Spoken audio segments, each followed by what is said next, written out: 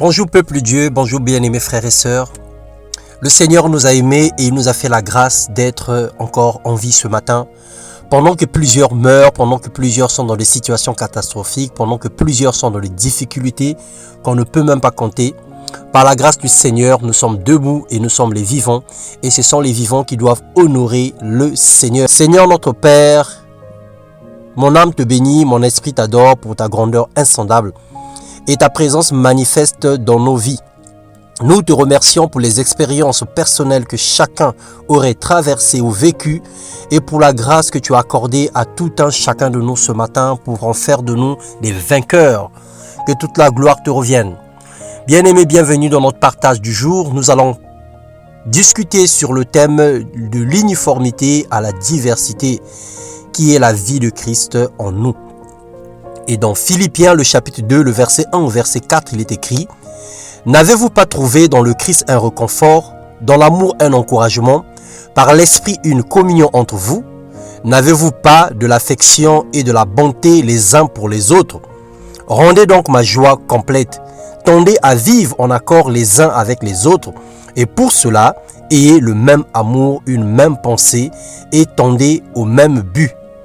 Ne faites donc rien par esprit de rivalité ou par un vain désir de vous mettre en avant. » Parole du Seigneur.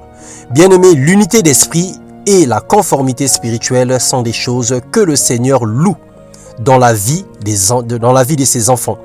C'est à cela qu'il nous a appelés à vivre ensemble, à manifester sa vie sur terre au travers de notre conduite conformément à sa parole. Dieu voudrait que nous soyons unis. Et Dieu voudrait que nous puissions nous conformer à sa parole. Ce sont ces choses dont le cœur du Seigneur bat pour ses enfants. En nous voyant menant une vie de sainteté, en nous voyant menant une vie de sanctification, en nous voyant marcher dans la crainte de son nom, en le servant de tout notre cœur avec désintéressement et dévouement.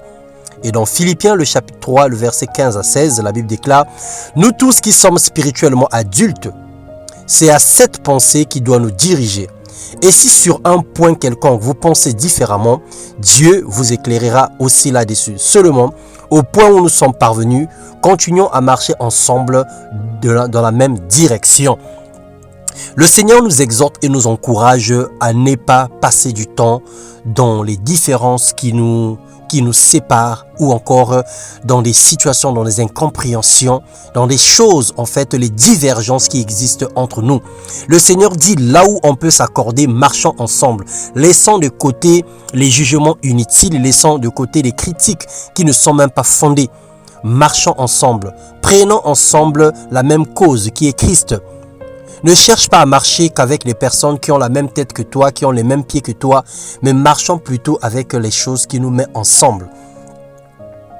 La mauvaise compréhension de cette pensée nous mène à l'uniformité et détruit la diversité.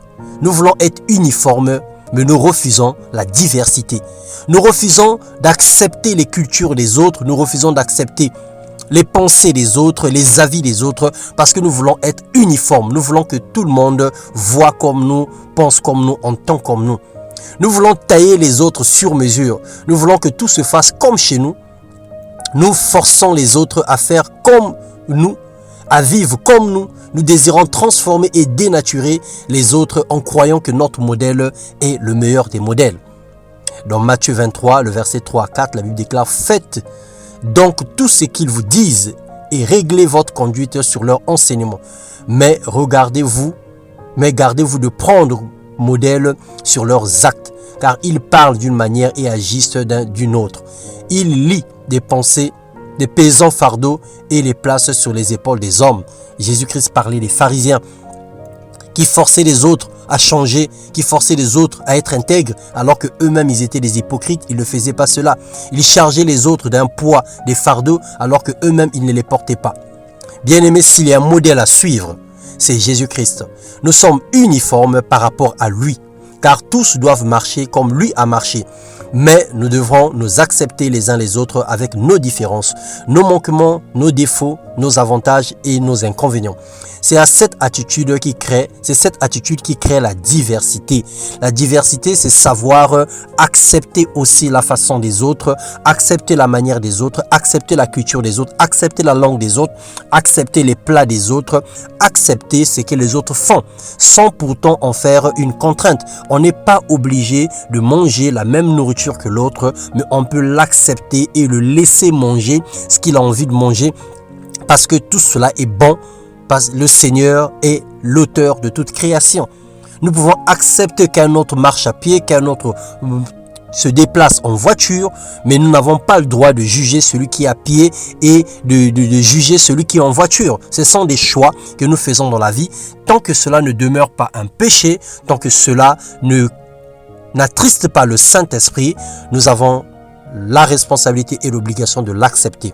Que Dieu nous façonne à son image et qu'il nous donne un cœur humble. En octobre, nous avons dit que c'était le mois de la récolte.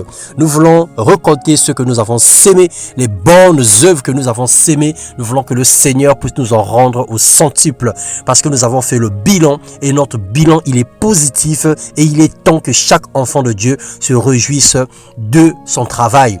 Que le Seigneur vous bénisse une fois de plus et qu'il vous accorde de passer une bonne et excellente semaine dans sa présence, dans le nom de Jésus-Christ. Amen.